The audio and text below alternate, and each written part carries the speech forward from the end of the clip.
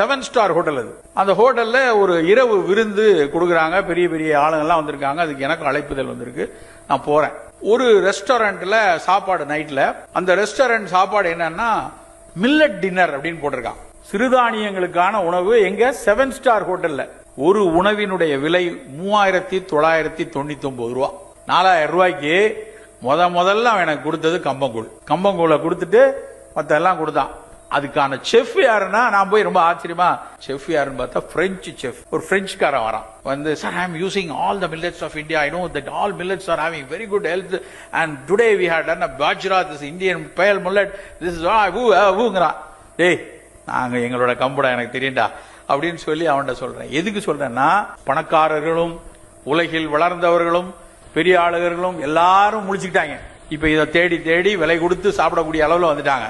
ஆனா நாம இன்னும் அது போல தூரம் முடிக்கல. நாம இந்த மாதிரி உணவுகளுக்குள்ள திரும்பி போனோம். பீஸா உருவாக்குற அந்த இத்தாலியன் செஃப்பும் பிரெஞ்சு செஃப்பும் கம்மங்கூழ் குடிக்கிறான். நாம போய் இந்த ரோட்ல பொள்ளாச்சியில இருந்து வேட்டக்காரம்புதூர் போற இடத்துல பீஸா வாங்கி சாப்பிட்டு இருக்கோம். எந்த குப்பை என்று அந்த நாட்டுக்காரர்கள் ஒதுக்குறார்களோ அந்த குப்பைகளை நாம் எடுத்துக்கொண்டு இருக்கிறோம்.